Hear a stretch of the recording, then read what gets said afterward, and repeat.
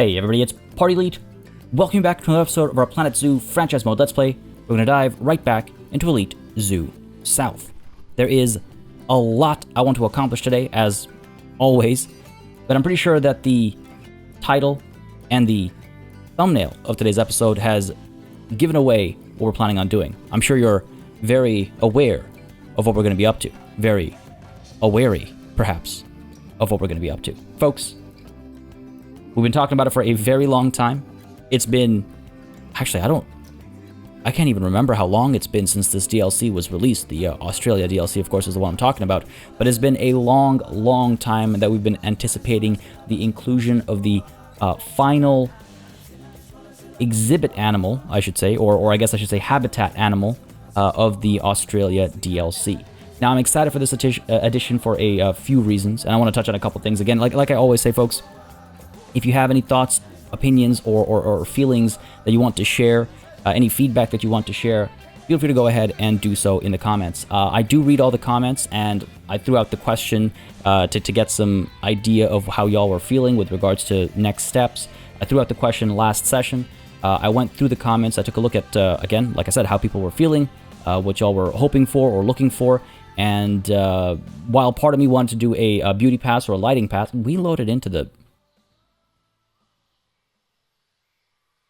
This is always really weird. I ended last session, I'm pretty sure I ended the last session at night, but sometimes in franchise mode, I find I load into a different time, and the save thumbnail is a different time from when we actually saved. I've had that happen a couple of times now, and this is the first time I'm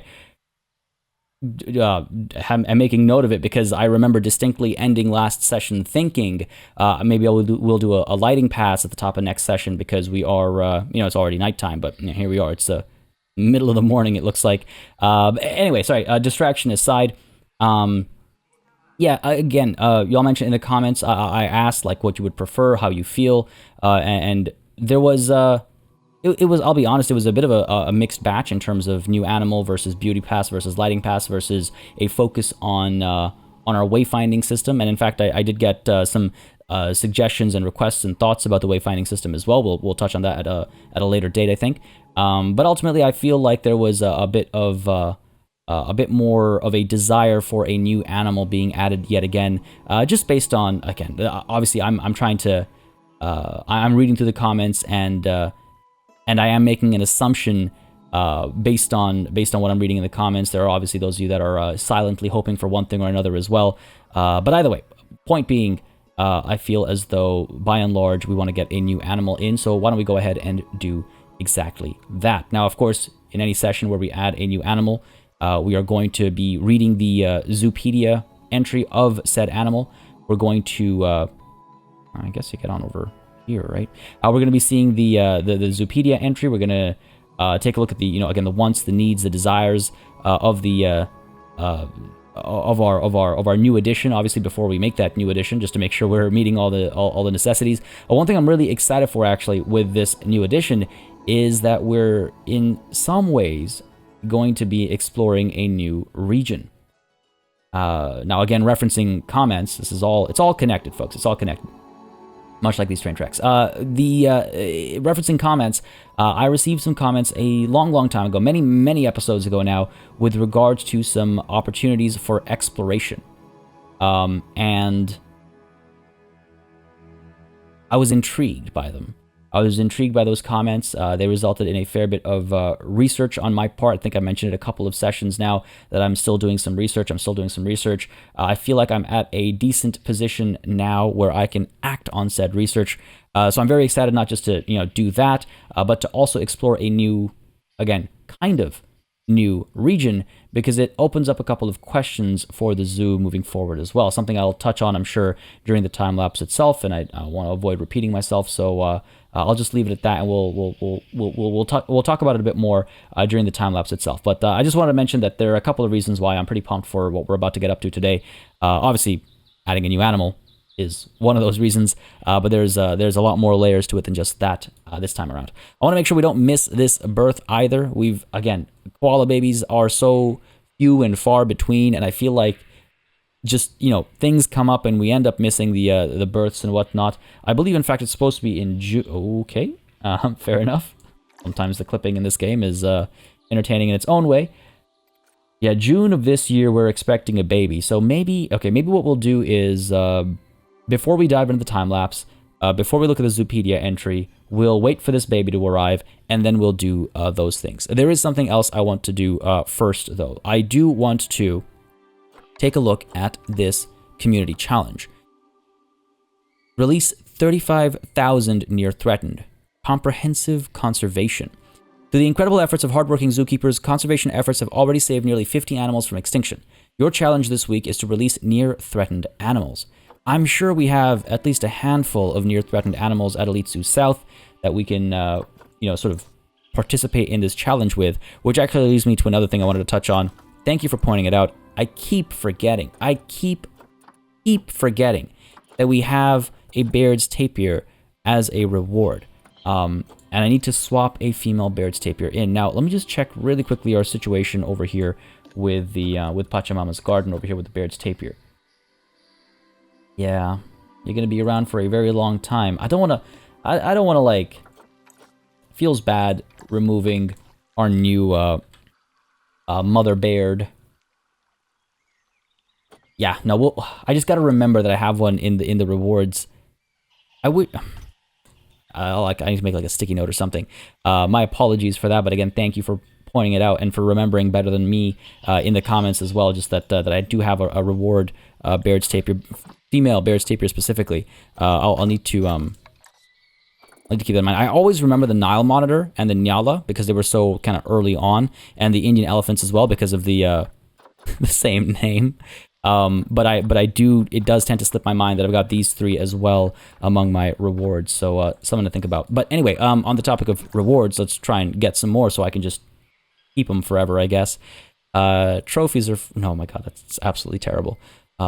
Disregard what I just said there.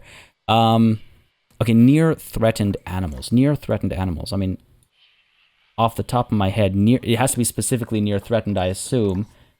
Can't remember off the top of my head which ones are near threatened. Saltwater croc, are you least concern? There's no way to categorize the animals we have based on their level of being like their endangerment level, is there? Location, wealth, nothing over here. Animal trading, I suppose we could. Nothing over here, really? Weird. I would actually expect it to be listed over here. And maybe I'm just missing it right now because I don't want to like dally too long. What about our koalas? Actually, you know what? I think probably the better way to go about doing this is animal trading. Go to our animal storage. Let's take a look at, let's say the red-ruffed lemur. Zoopedia. Critically endangered. Hang on a second now. I want to just double check over here. Yeah. Near threatened, specifically near threatened animals. Damn, okay. Okay. Near threatened, specifically animal storage. How are our red kangaroos? I think they're probably fine, right? Least concern. Asking for a very specific animal. I guess the other quick way to do this is using using Zoopedia itself. African buffalo. We don't have. American bison. Oh. We're gonna load back into Elite Zoo North? We might. We might do exactly that. Concern, least concern. Near bongos we don't have. Bonobos we don't have. Cheetahs we don't have yet. Again, just as a reminder, because I do get the questions fairly often, we will be getting all of the animals over time. We will be getting all the animals over time. Now, why? Near threatened. It has to be near threatened. I'm sorry for like triple and quadruple checking this so often, but it's just throwing me off. It has to be, yes, near threatened. Okay. Man, I don't know how many of those we have. How many of those even exist in the game? I feel like we've only seen like 3 or 4 so far. Oh. Gila monster. Okay, that's another one for Elite Zoo North. Dang, okay, I guess we might be making a trip to Elite Zoo North here before the end of our session. Jaguars, okay, good. At least we can At least we can do the jaguars. We got quite a few jaguars, too. Okay, we could also do the Elite Zoo North animals next time, because we do have enough time for... Oh, nice, zebras as well. All right, I should be noting this down. Jaguars, zebras... Allow me to I apologize if you can hear my typing over here, but we got zebras, we got jaguars, we've got what were our... I forget what our Elite Zoo North animals were, but I can check those separately later on. Oh right, the bison, remember that, and the Gila monster or the Gila monster. I've been told a comment came through much later on the older episode where I was first told that it's pronounced Gila monster, and a comment came through that was just like, whoever told you it's pronounced Gila is trolling you. And I'm like, you know, I don't know what to say to that. I don't know what to say to that. I guess it's possible. I guess I should maybe double check, triple check, quadruple check. Alright, so the zebras, the jaguars, the bison, and the Gila or the Gila monster are the ones that we will be, again, releasing to the wild, right? To release, yes. Presumably to the wild. All right, so let's go ahead and start with Elite Zoo South, and then maybe at the end of today's session, we'll go to Elite Zoo North, or maybe we'll just leave that for the beginning of next episode. 4 days left. Today I'm recording Thursday's episode on Friday, which is today's Wednesday. Hold on, I'm doing some quick math over here. Today's Wednesday, Thursday, Friday. I'll be recording Saturday's episode. So yeah, I'll have time. Maybe we'll do that next session. I just got to remember to do that next session. All right, so zebras and jaguars. So first of all, go ahead to our animal trading over here. This worked out. I guess it worked out that we weren't able to trade all of our jaguars. If we take a look at our trade history, though, we were able to trade some of them. Oh, yeah, okay, we were able to trade some of them, not all of them. I think we ended up trading at least 2 things after the end of the session. Just wanted to check on that because I wasn't sure if that number had changed or not. But back to storage. And over to our jaguars. Where are we? Come on. Oh, you're just a baby. I've been told that this is a bit of a bug, actually, that happens. Shortly, go ahead and release you to the wild. Come on. There we go. Done. Right. I keep forgetting that it doesn't reopen this tab automatically. All right, we got our 1 in. Yeah, okay. Just wanted to make sure that we were doing the right thing. I don't know why I get so nervous. What I do want to do, though, before I forget, because I guaranteed I will. Jaguar. Get our babies. See, it says their location. It doesn't say the location as a trade center, which was throwing me off last time. All of you. Move. Get you in here proper. Invalid destination. Not true. Sure. Wherever I have to click to make it work. Done. Back to animal trading. And back to our jaguars. Just a couple more to release. We got a lot of zebras as well, right? So that's good. Yeah, a lot of babies. 1 to keep. Trade you out. Definitely want to keep Guatemala. Go ahead and trade you, or not trade you out, but release you to the wild. Okay, it's number 2. Good stuff. I think we've... Wow, we're already a higher tier contributor than I expected. Folks, if you can help get this done, we're at 68%. We're very close to actually getting this done, so hopefully we can get this done, and again, we can reap the rewards and benefits of that. And, you know, hopefully this time we can actually go ahead and place those rewards in the zoo. That would be nice as well. I mean, a lot of those animals are still to be added, or yet to be added, so that's definitely coming. Just a matter of when we get around to those animals. Which will be soon. And again, I get a lot of requests for a large variety of animals constantly. Just like, oh hey, can we do X next? Can we do Y next? There's a lot of animals to do. We're getting to them in due time. We've spoken about the plans a couple of times. Remember always that growth happens in a direction, right? Like we have certain regions that we need to fill out before we establish entirely new regions. Like I don't want to build something that's a mile away when there's still stuff nearby that needs to be taken care of. So there is a bit of a method to the madness, even though sometimes it might not seem that way, and sometimes there isn't. There is a bit of a method to the madness, but rest assured, for all of you that are, sort of asking if we're going to be getting to a certain animal or not, we will. Either we will or we already have at Elite Zoo North. And again, I'm excited for all of them. I'm excited to explore all these animals and see how we can go about making them shine. Man, do I really want to release Ranako as well? You know what? We'll get more gold-rated high-tier animals, either bred or we'll have to acquire them from elsewhere. But let's go ahead and release to the wild as well. Let's do it.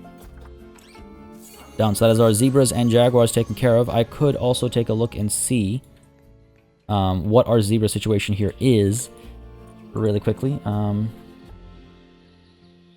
Quite a few females. One on contraceptives. We could release you to the wild as well.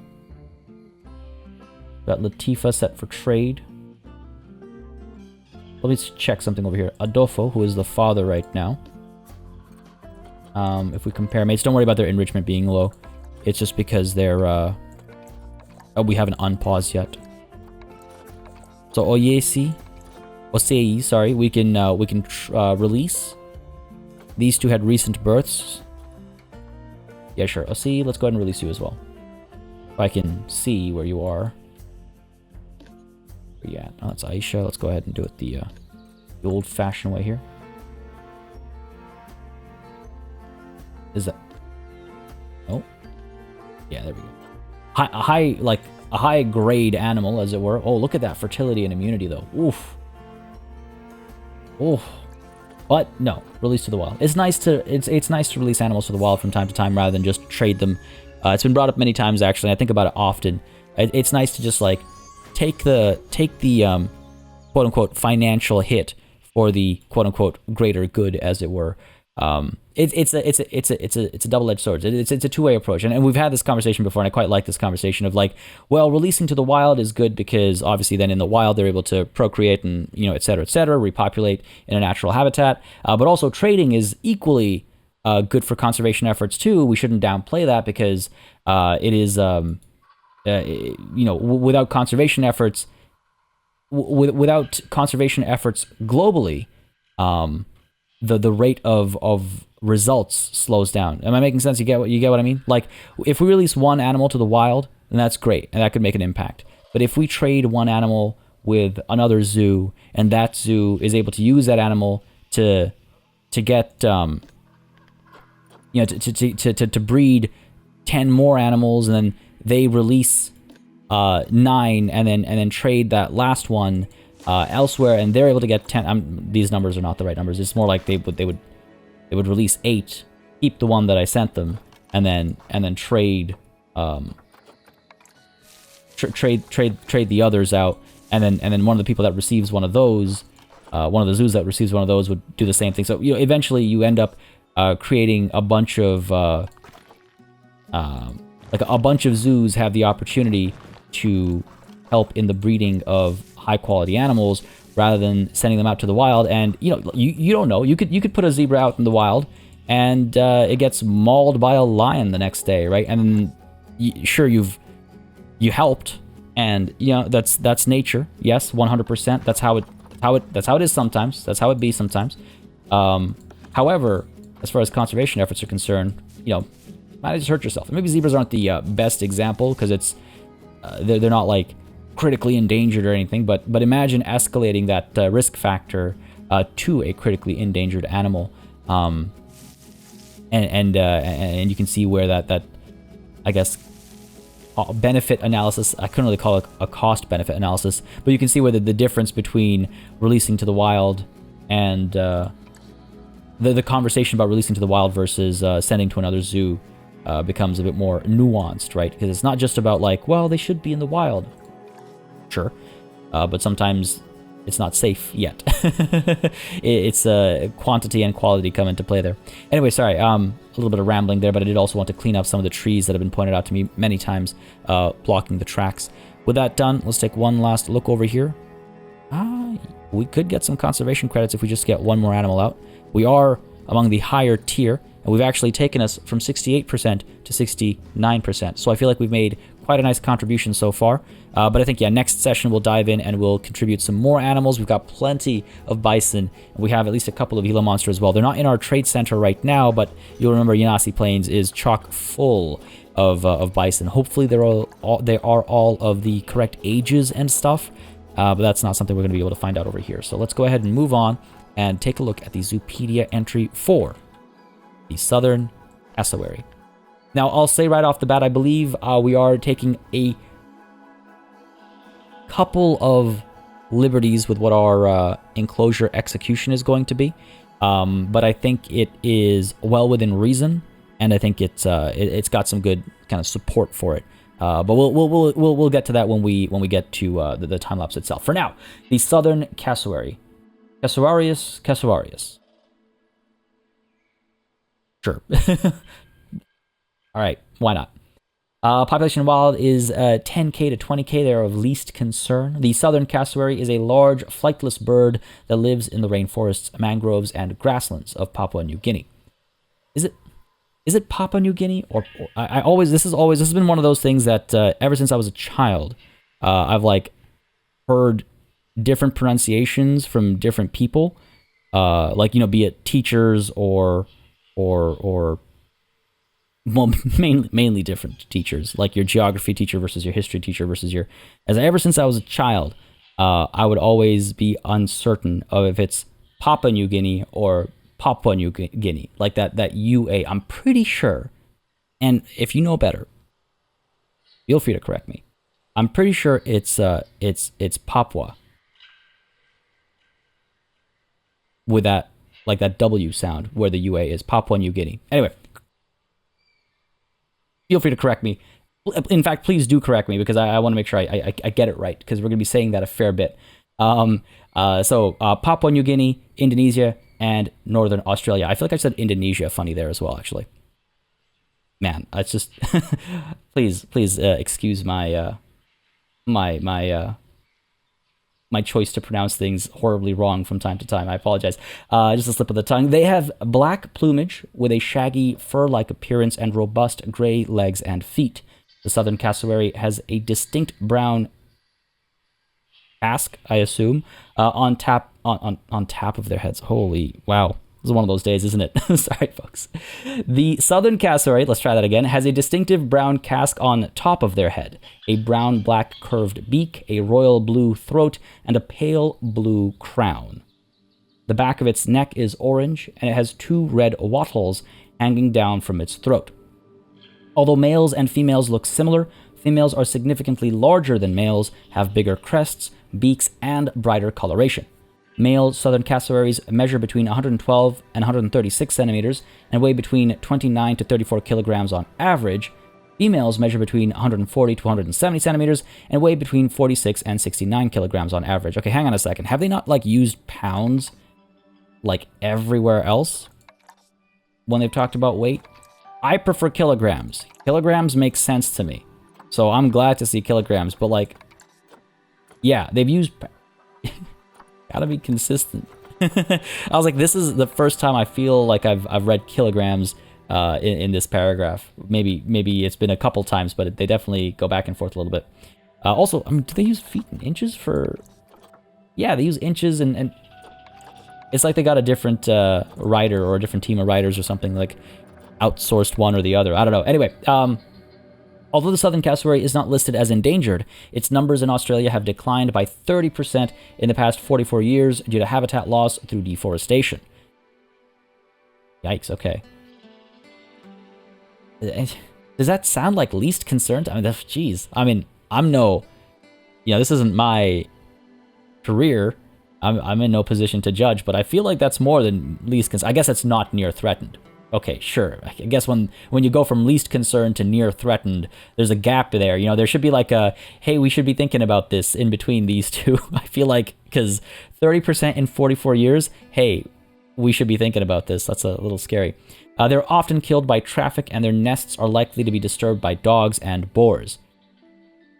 However, Sorry, my pause there was I was just wondering, when they say dogs, do they also include dingoes in that conversation, just based on what we've talked about previously? But anyway, however, conservation efforts have halted the decline due to the introduction of habitat protection in Australia, and legislation has been introduced in areas of Papua New Guinea to stop them from being hunted. Very well. They are from, yes, like marginally, like barely from Australia. You know what I mean? Like, you compare them to some of the other DLC animals, and this is where I kind of start to wonder. It's like, well, maybe I've said this before as well. It's like, it would have been nice for this to be like an Oceania DLC. It is nice to have Australia have its. I mean, Australia has its own entirely unique ecosystem, and just like there are so many animals to do that are like unique to Australia. But I was also hoping for like an Oceania DLC. Which is what the cassowary kind of makes me think of, because it does go beyond Australia itself a little bit. But anyway, that's neither here nor there. Australia, Papua New Guinea, and Indonesia, tropical biome. We'll have a little bit of fun with that. They don't need that much space, so that's good. No need for climbing or swimming or deep sea diving or anything like that. 12 to 40 degrees Celsius, so we'll be fine in terms of their climate control as well. Not too far away from our natural spread, in fact. Species data over here. Group size, excluding juveniles, is 1 to 2. Oh, okay. So we shouldn't... Okay, I need to remember... I need to try and not make their space too large. I gotta try and break that habit. Male bachelor group size is 1. Female bachelor group size is 1 as well. Dominance, there's no dominant structure. Mating system is polyandrous. Fair enough. Relation with humans is confident, but guests cannot enter the habitat. And now we flip back to inches and pounds. Size... For males, on average, 50 inches. For females, on average, 62 inches. Life expectancy is 40 years across the board. Weight is 70.4 on average for males and 127.6 on average for females. Sexual maturity at 3 years. Sterility at 40 years. Number of offspring per mating event is 1 to 4. Okay, fair enough. So it could get a little crowded, but they can never stay after reaching adulthood. So we have to keep size in check. What was it again? 400? 400, yeah. Where were we? Gestation incubation period is 2 months. Interbirth period is 24 months. Reproduction is average. Oh, okay. I was expecting it to be easy, I'll be honest, based on everything else that I'm seeing here. But their social needs. Southern cassowaries are solitary animals. In the wild, they only interact to breed. Males will care for a clutch of 2 to 4 offspring for up to 9 months and then leave young to be independent. Wow, that's very little written about their social structure. I guess they must be very, very solitary. I wonder why. I wonder what determines... like from an evolutionary perspective, I wonder what determines that being the better call. What do these guys eat? They're not... I doubt they're predators, right?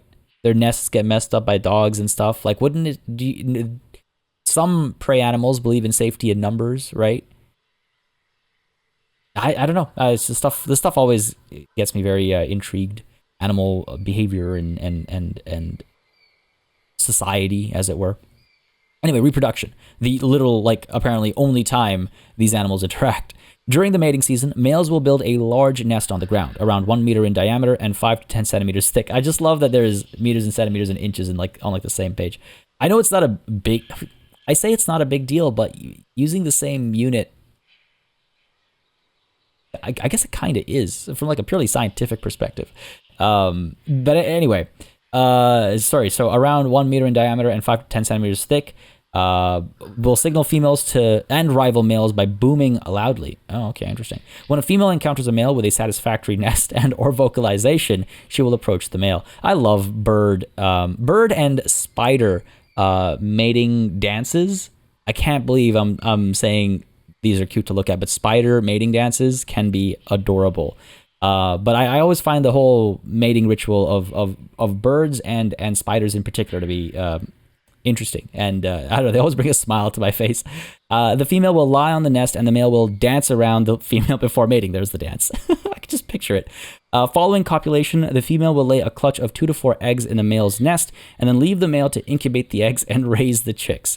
The female may lay 2 to 3 clutches of eggs with different males during each breeding season. Oh, wow, okay. Oh, wow. Oh, okay. Interesting.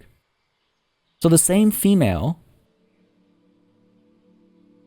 Oh, okay, hang on. So, okay, let's finish reading this first. The eggs will incubate for 47 to 61 days. During this time, the male very rarely leaves the nest. After hatching, chicks remain with their father for approximately 9 months. He will teach them how to forage and avoid predators. Okay, so they're definitely prey. When chicks, well, I guess everything has a predator. When chicks are around 9 months old, the father will chase them away so he's able to mate again.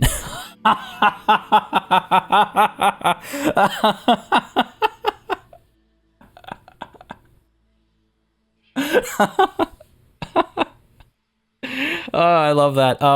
Southern cassowaries reach sexual maturity at 3 years old. I just love the idea of like shooing away your kids so you can get back in action, so to speak. I guess that's priceless. That's worded pricelessly. So sorry. The thing that I was thinking about back over here is, so typically, and I'm gonna get the numbers wrong, but the theory I'm pretty sure I've got right. And again, feel free to correct me. I know we have a lot of like professionals and like biologists and stuff in the comments. And honestly, I want to say it's super cool to read through your comments always, whether you're someone who's familiar with an animal because of just, you know, a personal passion, or because you've, you know, literally studied the animal as a part of your dissertation. I love getting all like everyone's input and fun facts and thoughts and whatnot. It's super cool because I've been learning a lot, and it's just as I always say, I love learning. So, you know, correct me if I'm wrong with what I'm about to say over here, but basically with there's a certain ratio of male to female that you need to sustain, or rather that you need to maintain to have sustainable growth. And that obviously comes from the like gestation period and things like that, and interbirth periods as well. Okay,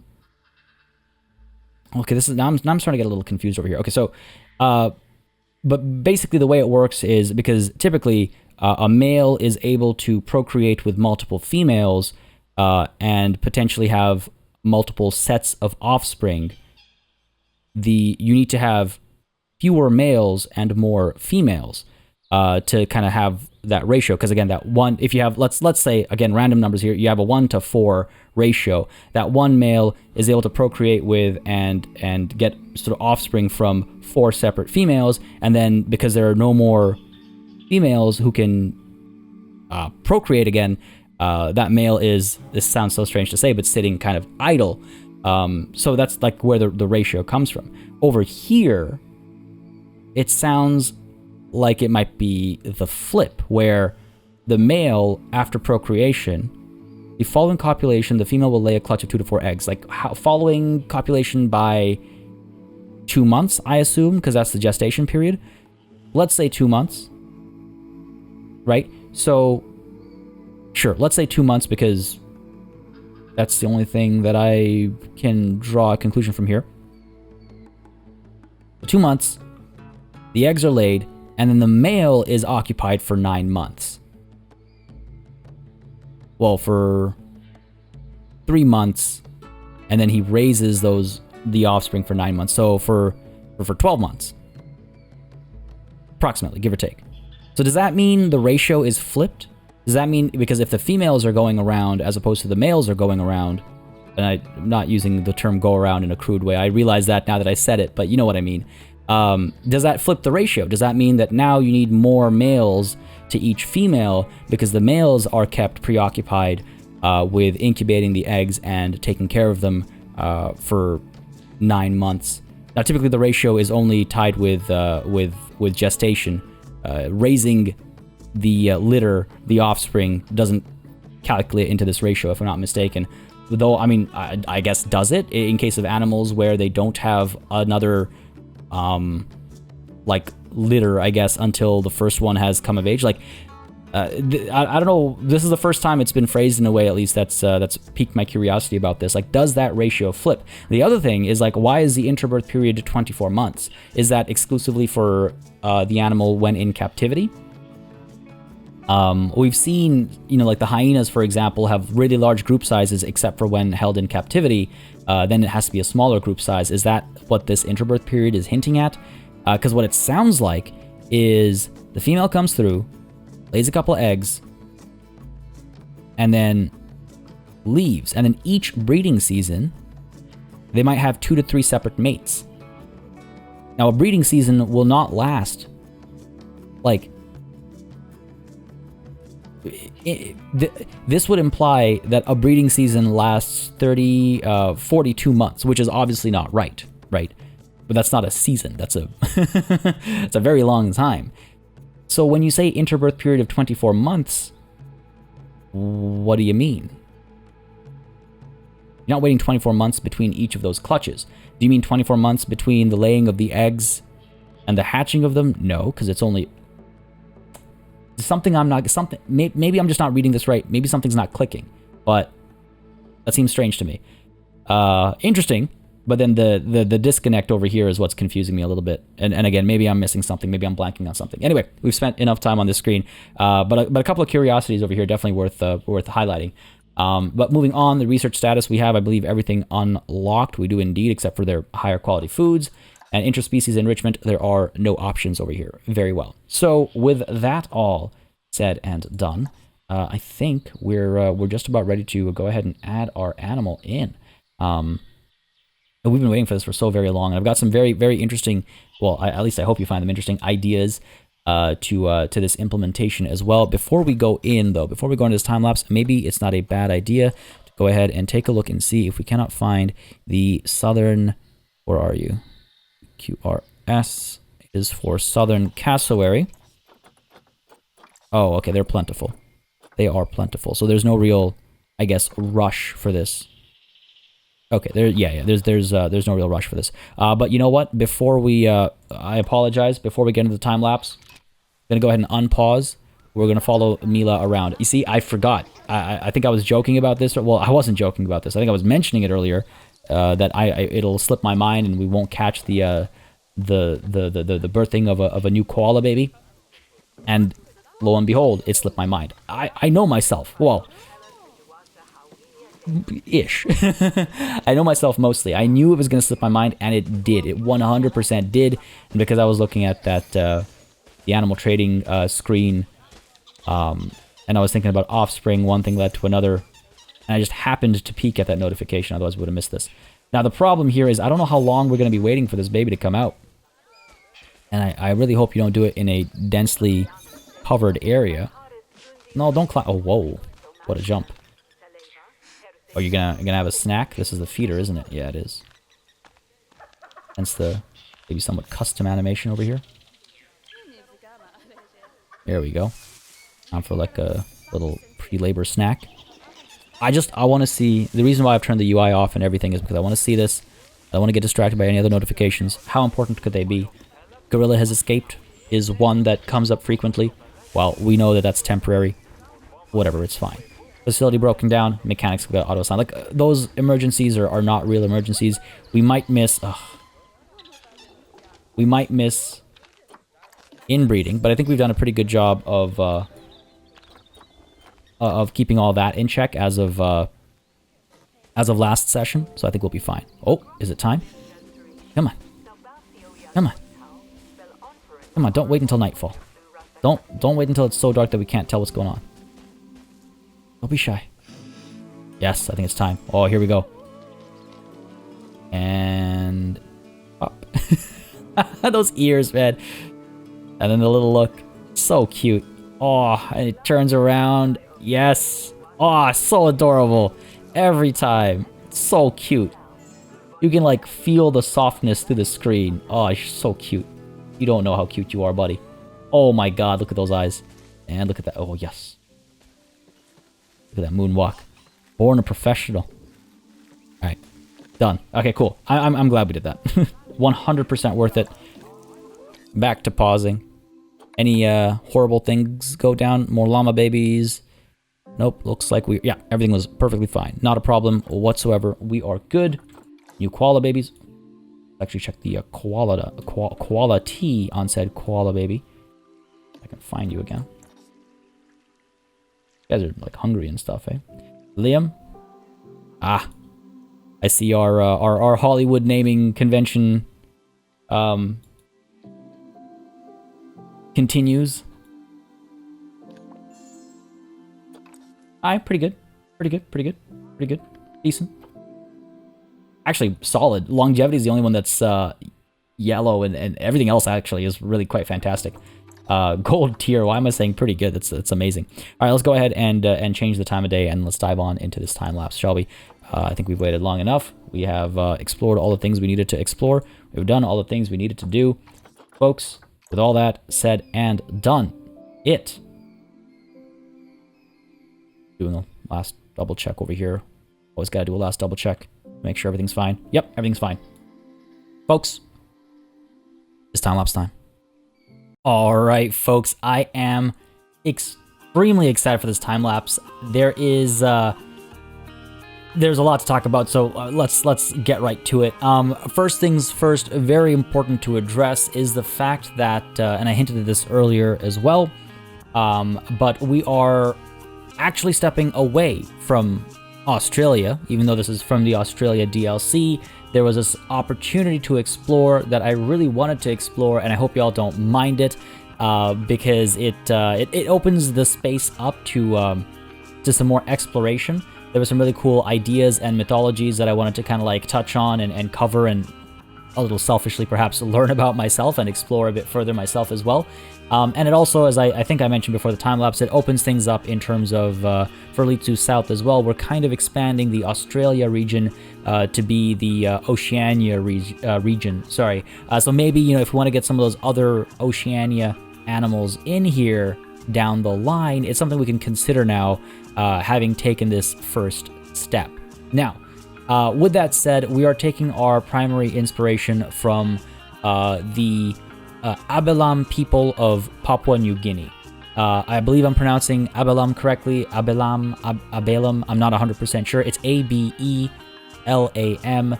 They are right. They're an indigenous tribe. Sorry, I'm like stuttering over myself. There's so much to talk about, and it's like only so much time to talk about it. They're an indigenous tribe in Papua New Guinea, and though in my research I found that it's technically the northern cassowary that's found in Papua New Guinea, the game seems to suggest or imply that the southern cassowary is found there as well, or maybe it's just being kind of general with the overall location, like that it was showing on the map. Either way, I guess I saw that as an opportunity, as well as, like I said earlier, sort of suggestions in the comments is something to investigate. And so we are inspired by these Abelam people of Papua New Guinea, because they have some very interesting connections to the bird. In fact, the cassowary is actually part of the creation myth of these people, which I was just like, you know, when have I shied away from the opportunity to explore and to talk about another, you know, myth, especially creation myths, right? I guess I'm a little guilty of maybe overdoing it, but I enjoy it, and I hope you all do as well. So, I haven't been able to find too much in-depth detail about what exactly that story is. I spent a lot of time trying to find that, like the exact details, but with no such luck. Now, if any of you are able to find it or know what I'm talking about, then you know, feel free to leave a link down below if you're you know, if you've already done this research, because some of you were suggesting that I look into this particular angle. But what I was able to find was that the belief is that all of humanity is actually derived from the cassowary's bones. So the cassowary is considered, I feel like I'm pronouncing that cassowary. Anyway, the cassowary is considered to be the mother of humankind, and as such, you can expect that the bird is, you know, pretty prominently featured in all kinds of like ritual iconography, in all kinds of you know, just like belief systems and structures. The bird is known for its power. It's known as a creature that fights fiercely to protect herself and her young, which, you know, maybe is a little contrary to what we read in Zoopedia. But of course, that's the difference between, you know, myth and you know, what we study in the science of it. In the mythos, actually, cassowaries are exclusively female, apparently. So, you know, clearly biology is out the window. It's that's how it works with mythologies and with faith and religions and all that stuff. That stuff doesn't matter. Technicalities don't matter when it comes to these kinds of stories. And so the cassowaries are exclusively female, and so they are seen as the, again, mother of humankind. They're also seen as a symbol of male aggression and warfare, even though they are, all females in their species. So they're the source of everything for everyone. Now, again, this is research I found from, information I found from a couple of sources, but I need to do a bit more research over here because I feel like some of these sources were, I have reason to believe that some of these sources were stretching information a little bit here and there, but I have seen multiple places note that the cassowary is the origin point of all humanity. Again, the cassowary's bones are from what humanity came, and that all cassowaries are female in Abelam mythologies. The part that I'm a little fuzzy about is this supposed connection to warfare and male aggression. But I just have to do a bit more digging about that. I thought that was all very fascinating and very interesting. Beyond that, though, we are actually trying to implement this connection more than just with the animal that exists in the space. How are we being inspired by the Avalam people? Well, the structure that I was building for so very long, that we've now moved away from, man, like I said, there was a lot to talk about. The structure we were just building earlier is a ceremonial house. And these ceremonial houses, now I'll be honest, I've actually got the shape a little wrong. I didn't realize how deep they actually go, so I will have to make some adjustments to it in our next time lapse in the area. But these ceremonial houses are actually, their shapes are inspired by the shape of a crouching cassowary. So like, how much more, on point could we get? So I decided to use that as a reference point, as an inspiration, if you will, for what I will hope to make the hard shelter for our cassowaries. Now, they actually aren't able to fit there properly. It's not considered hard shelter. So I was very happy to find out and to realize that actually they go a fair bit deeper. And so we'll be able to actually use it as hard shelter. A little bit of adjusting required there, and then it'll start looking a bit more like that crouching cassowary inspiration that these ceremonial houses have. So that was just like, how could I not, take advantage of that connection? But that's not all. We're also actually building a custom fencing. Why did I say frame? Custom fencing for this enclosure, and this is inspired by another just fascinating aspect of Abalam culture. So, evidently, in northeast New Guinea specifically, a major focus of I guess ceremonial life is the competitive growth and exchanging of long yams.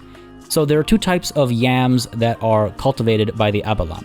There's the smaller variety, which is used as food, and then there's the long yam. And these can get very long. They can be up to 12 feet long.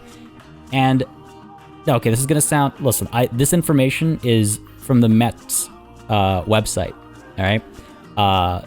So I have reason to believe that this isn't like shenanigans on the internet. I've verified this. So a man's social status is determined by his success, largely, not entirely, but largely by his success in growing long yams.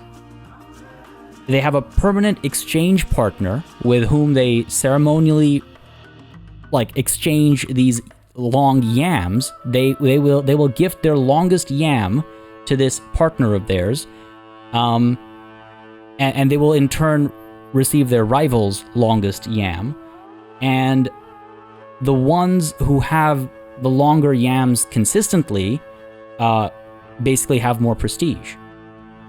I thought this was a fascinating ceremony, right? I don't know how else to phrase it. I thought it was very interesting. And so I started digging into that, and apparently the these yams were, if they were the longest of yams, if they were the best of yams, they actually got adorned with what are called yam masks. When I first came across yam masks, I thought they were masks made of yam skin, and I was like, oh, okay, I get it. But of course, this is why you should always dig deep when you're doing research. So I set that aside and I did more research and I came back to the yam masks and I was like, okay, let's do a little bit more digging around. They are masks made for the yams to sort of elevate them from just being yams to I guess the idea is to kind of make a connection, like to give them a head and to make a mask for that head and to give them this like I guess a closer, try to kind of give them a human image almost. That last part is me trying to like understand what's going on. I have to like do a bit more research on that. But yeah, so these masks are exclusively worn by yams. They're not meant for humans to wear, and they're a part of this whole ceremonial activity. And so I was inspired by a lot of the visual elements of the yam masks to make this fencing. A lot of like threading, a lot of circular imagery. So I had a lot of fun playing with that. It was a bit of a struggle finding the right parts for it to try and get the intricate details, but that explains the fencing. And I'm actually out of time right now, so that's it for the time lapse today. I hope you had a fun time learning some very fascinating stuff with today's enclosure, because I sure did. All right, folks, we are back from the time lapse, and there isn't much time left in today's episode before we have to wrap things up. So let's go ahead and dive right into getting our cassowaries in. Really pleased with how that time lapse went. I'm sure I talked about the thinking and the logic and all that stuff during the time lapse itself, so I'm not going to repeat myself here, but I am really quite pleased at the opportunity to explore something maybe a little unexpected. I'm also... Didn't we have a bunch of options over here before we went into the time lapse? Wasn't there just like a plethora of high quality cassowaries at our disposal? I should have just picked one up. I was a little too overconfident. Listen, we'll take this silver male from Big Daddy Zoo, and we've got our... Oh, come on now! Don't do this to me, game. Yeah, okay, excellent. And we've got Ellen over here from Daphne's Sanctuaries. Together, they should make some absolutely wonderful babies, I should hope. But let's go ahead and move them both to... Come on. The quarantine, and then we'll get them over into the enclosure, make sure they're having a good time, and see if there are any adjustments that are needed as well. So that's one of you. Where is our other cassowary? Where'd you go, buddy? I believe you're the one we already moved. Yeah, so... no, hold on. Hang on. You're the one we need to move. Right. Right? I'm pretty sure I've got that right. I always forget, like, when because if it says Trade Center versus, yeah, it leads to South. Okay, cool. So we're all clear there. Let's go ahead and unpause. Get those guys in. We're about to have some of our babies turn into not babies. So, okay, well, oh, of course. Oh, that's how you know. Yep, there you have it. Had to have one this episode, didn't we? Had to have one this episode. Nonetheless, not too concerned about that. I'm pretty sure the pack will be A-okay. We have some offspring coming from our red kangaroos here as well, and we have massive struggle with the frame rate. Looks like we're okay. You know what? We're going to save the zoo over here. I don't know how auto-saving works. I don't know how much we stand to lose if the game decides to crash. I don't know why it's taking so long to save as well. There we go. Cool. We got a maturing saltwater crocodile. Okay, so this we actually have to keep an eye on, because we actually have to either... trade or release. We got to do something. But so, hold on a second. It was Marucci expecting offspring December of year 133. Okay, so there's some time yet. I'm guessing they just mated. Okay, wonderful, wonderful, wonderful. Good stuff. Things are going pretty smoothly, I think. Llama Lane is a little dirty, but I mean, hopefully there's a keeper headed over. More work done with the giant otters. Go ahead and call a keeper just in case. I mean, how many more keepers do I need for this space? Like 20 more keepers for just this area? Honestly, maybe. But on the topic of keepers and areas, I just realized I need to establish update to the Australia work zone. Not too much over here. This has worked out very nicely. I'm quite happy with the placement and stuff. And yeah, I do need to put down some more bins and some more donation bins and things like that as well. But we'll take care of all that once the animal's in. I want to spend some time with the animals today. Llama Lane, we have a keeper going through. I should probably also go around and actually say hello to... I stopped doing this because at one point it was just like, well, yeah, I don't really need the conservation credits, I guess. But the reality is that you always need the conservation credits. So I might as well just go around and keep doing this and saying hello. It was brought up in the comments, and that kind of made me go, you know, I thought I had an answer to this statement, but I really don't. So you're absolutely right. We have a maturing jaguar as well, so we will have some animals that need to be sorted, as it were. But we'll do that shortly. Quarantine passed, ready to leave. We'll wait for both. Oh, there we go. Beautiful. Figured it'd be at about the same time. Oh, nope. We have fighting going on as well. All right, so it's not about the same time. Immediately they got to fighting, eh? All right, who is our... Oof, quite a few of them. 1, 2, 3, 4. Well, you're too young. 1, 2, 3. Go ahead and release you to the wild. Pretty good numbers there. Now, our mom and dad are on the older side, but they're not infertile. If we're lucky, they'll have one more round left in them, as it were. But we do have some solid jaguars in the in animal storage as well, right? Well, we have one in animal storage. They would be related to all of the other jaguars, so there was no hesitation there about releasing to the wild. And that, of course, helps with our contribution as well. You're on your way over, right? Over to Habitat 41. Of course, and again, folks, make sure you get your name suggestions in for Habitat 41 about the southern cassowary. Looking forward to all the suggestions coming through, and we'll have one picked. Hopefully we'll have one picked and established next session when we come in to finish this area off. I'm really curious about the response to the vegetation. I was a little disappointed in seeing how lackluster the selection was for tropical vegetation from Oceania. I was hoping for more variety, but yeah, it is what it is. We'll find a way to work around it. There were a couple of other things I wanted to do. There is some animal management stuff that needs to be done as well. It's been pointed out to me in the comments, and I greatly appreciate that. But we're probably not going to get to it today. Probably going to get to it next time as we spend some more time managing. That first segment of today's session lasted a little bit longer than I expected. I wasn't expecting to come in today with a challenge to participate in, but I'm definitely glad that we are doing it. And while we're waiting for these cassowaries to arrive, which I think maybe already happened. Well, it won't take me much longer. At least get these 1-star folks ready to upgrade. You guys ready to upgrade as well. Looks like we have some more issues with the animals. Alright. 1s and 2 stars all being upgraded. Good stuff. Take a look at what's going on here. Titan Town, I imagine. No, dangerous animal has escaped. You haven't actually escaped, have you? Yeah, you haven't actually escaped. This, I mean, at this point, doesn't really matter. Been in box for too long. I don't know why that would be the case. Let's go ahead and unbox all animals. You escaped as well. Let's go ahead and call the vet. Multiple animals have low welfare over here. See which we should keep. We should keep Bennu and Yoman. Sure.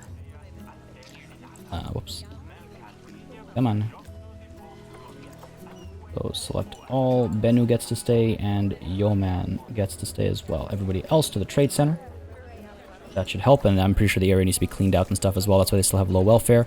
Over here, our contribution, I'm sure, is now, yeah, doing pretty good. Pretty good. We're at 73% complete now, folks. Dive on in if you haven't already. It should be a relatively simpler one to try and accomplish over here.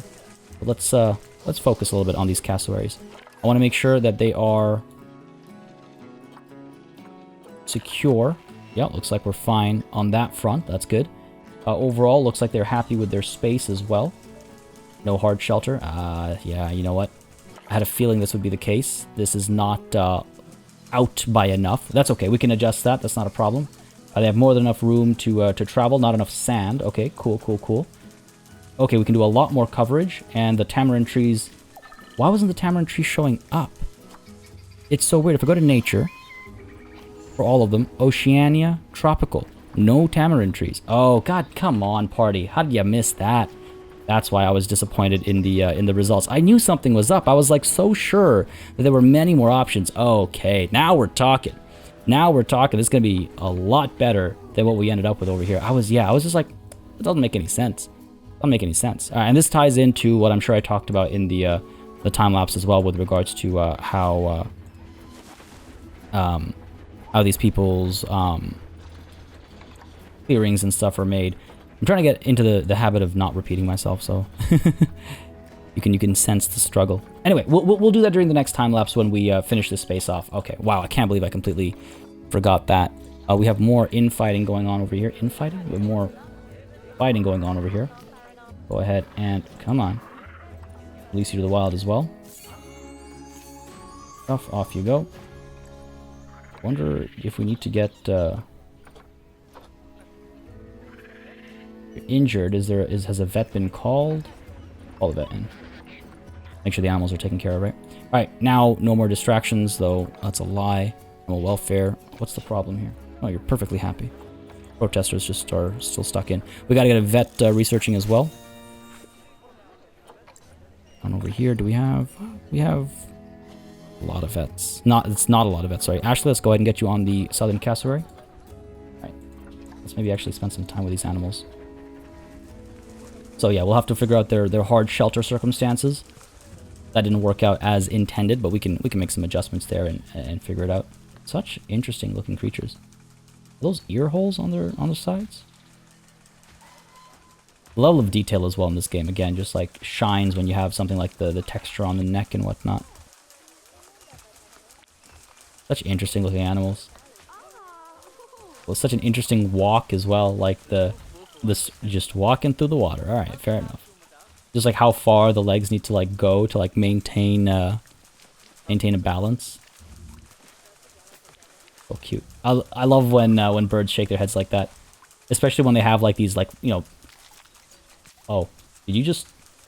You did, didn't you?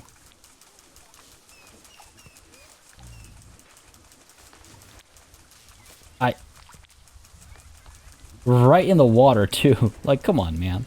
Have some decorum. Now look at that walk. It's such a funny walk. It's such a funny walk. And there's such a funny shape. Oh my god. I can't even describe. I can't describe this shape. It's like a leaf, you know? But like an illustrated leaf. It's very entertaining walk cycle. Alright, buddy. Alright. You're having a good time.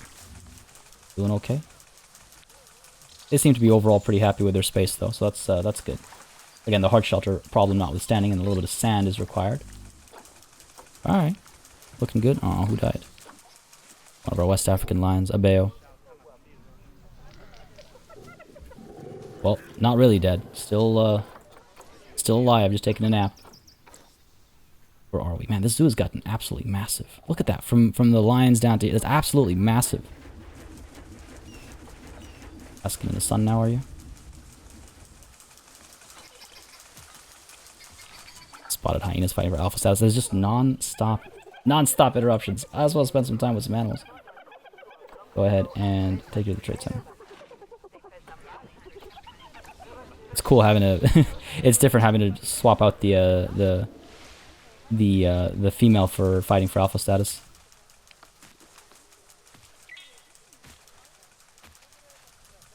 I just want to catch them, like, do something, you know, like, take a sip, play with the water sprinklers, or eat, cuddle, anything. They're just waltzing through there. Completely ignoring each other. They're such interesting looking creatures. Look at the little, like, wings. One of the tiniest little wings.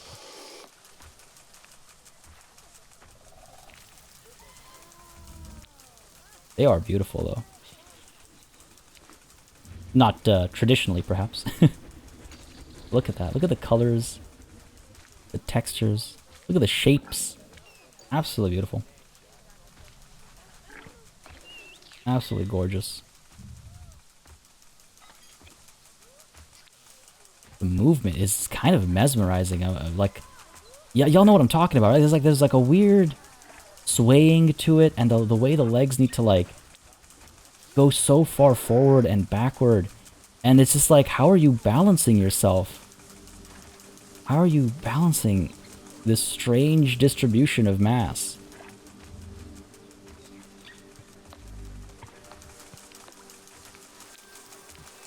Just completely ignoring each other. I love it. Love it. These guys are very interesting. They're not getting up to anything in particular. Well, apart from that.